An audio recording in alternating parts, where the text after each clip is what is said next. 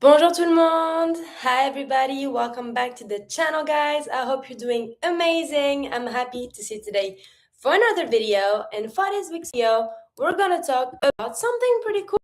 It's la cabane à sucre.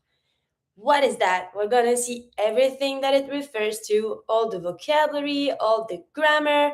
You're gonna understand everything about this topic, so let's start right now. La cabane à sucre. What is that?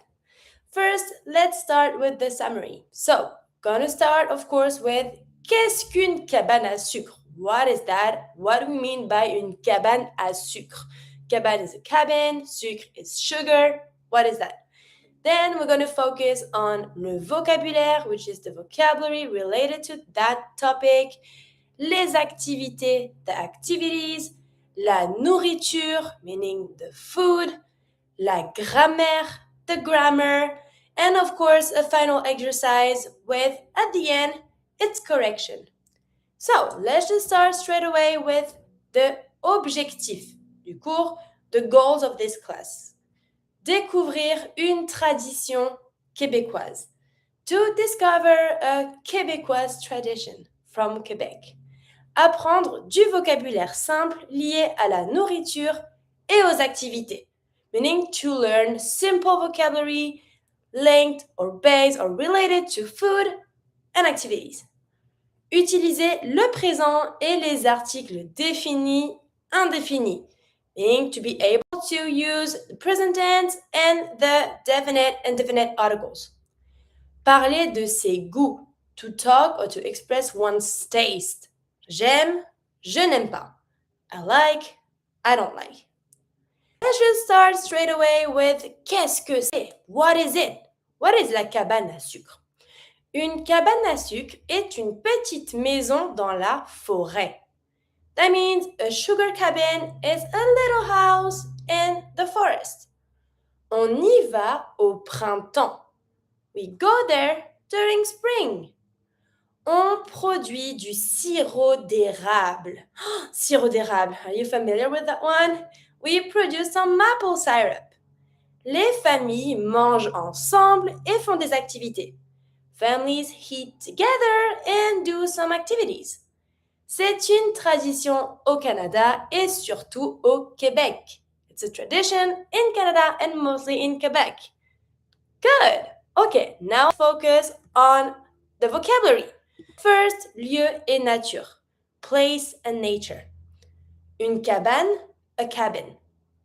La forêt, the forest. Un arbre, a tree. L'érable, the maple tree. One more time, pronunciation. Une cabane. La forêt. Un arbre. L'érable. Good. Now, la production. Le sirop d'érable, the maple syrup.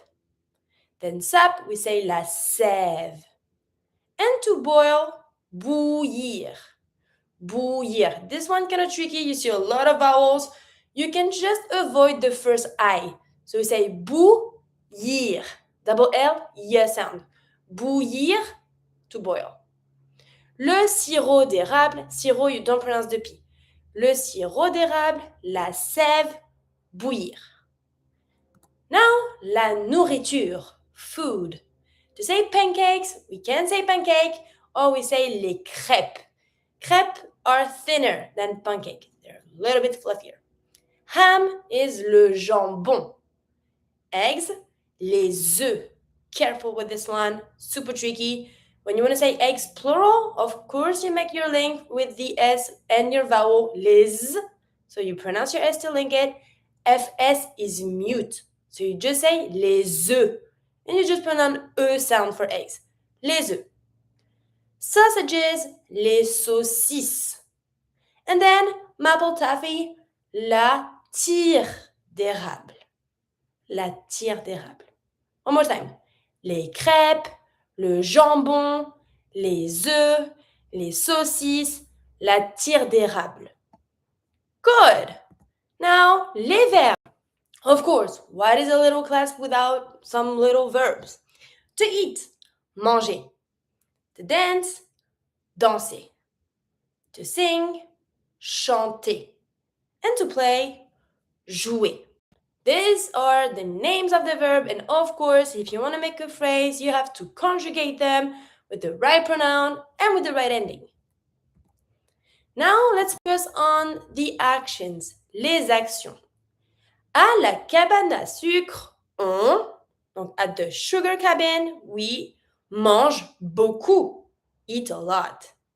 On danse avec de la musique. We dance with some music. On mange de la tire sur la neige. Try to translate that one. You know, every noun I think, neige is snow. How would you translate that phrase? Try to do it on your own. On passe du temps en famille. We spend some time with the family. Ok, on continue avec un petit exercice final.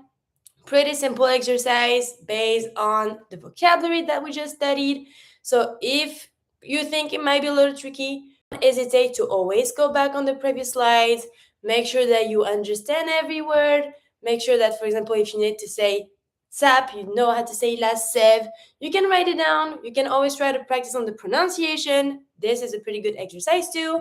And for this one, what we're gonna do is you have to try tell me if it's true or false and complete with the right thing that is missing. Okay, so now you have to choose the right pronoun and tell me the meaning of the phrase. Je mange crêpes avec sirop. Don't pronounce the P. Nous préparons œufs et jambon. J'aime cabane à sucre. Il mange pommes de terre. If you don't know what pomme de terre is, if you have to translate it word by word, it means apples of the ground. What is apple of the ground? Potato. So always try to find the right article. Is it singular? Is it plural? Is it masculine? Is it feminine? You try to guess. Then, sirop et sucré. Sucré means sweet. Elle prend saucisse. Nous aimons, same as usual, you link it. Nous aimons activité. And you see here when you look at the noun activity, you miss the pronoun. Let's choose the right pronoun. But activité here as an S at the end. That can give you a little help on what type of pronoun you have to use. Tu manges crêpes. Let's read them one more time together. Try to make every link as possible. Je mange crêpes avec sirop. Nous préparons œufs et jambon. J'aime cabane à sucre. Look at the way I say cabane à sucre. Because the E from cabane is mute and I have a vowel that follows, I can just connect it. So you're always going to avoid the E. You never say cabane, you say cabane, and you have the A. Cabane à. And you can connect cabane à sucre. And same for sucre, don't pronounce the last E. Il mange pommes de terre. Careful, some students say pommé. It's not pommé. Every time you see E without any accent, mute. Pommes de terre. Sirop et sucré. Here I do say E sound because there's an accent on my E, on my E. So of course, if I put an accent on this, that means it needs to be pronounced. Sirop et sucré. Elle prend saucisse. Double S, S sound. Nous aimons, you connect, activité. Tu manges crêpes. Just a little recap to do this exercise. We have two types of pronoun. We have what we call the definite pronoun, which is the specific, which is the. If you want to say the, that means it's something that you can show, that you see, that you can point. It's something specific. If it's masculine, you say le. Example, the sugar, le sucre. Masculine. If it's feminine, you want to say the but feminine, you say la. La cabane, the cabin. If it starts with a vowel and it's singular, no matter what the gender is, if you see that it starts with a vowel and it's singular, you put L apostrophe because you can connect. For example, the tree, l'arbre. Le arbre, because it's masculine, but you connect, l'arbre. And if it's plural, you put les, L-I-S. Les arbres. and you link it when you read it. Les arbres. This is for the specific. And we have now the general, which is the indefinite pronoun, which is the same as a or some. For example, if I want to say a tree is not the tree, it's a tree. Un, un. Feminine, a cabine, une, une. And if it's plural, instead of saying the trees, I want to say some trees, des, D-E-S, des arbres. And same as usual, you link it, des arbres. That was just a little recap. I'm pretty sure you already know it, but this might help a little bit to do this exercise. So try to fill the blanks with the right pronoun, and you tell me if you think those phrases make sense or not. Are they true or not? And that's it for today's video and La Cabane à Sucre. I hope that you guys liked it. If you did, don't forget to put a little thumbs up and a little comment. It's always so cool to see that you guys liked it. If you have any question, specific topic that you want me to help you with, go for it. Always ask. I'll be more than happy to help. And last but not least, keep in mind that every week we're doing what we call the challenges, which is in French, we call them les défis. And we can offer you some exercises on your specific level, A1, A2, B1, B2, related to that topic. You can have exercises on the vocabulary, exercises on the oral understanding. It's a good way to practice your French understanding and also your vocabulary. So if you want to do it, don't hesitate. You can always ask us for the link. We'll be happy to give them to you. And that is pretty much it for today's video. I'm wishing you all a good end of your week, and I'm seeing you next week for another video. Salut!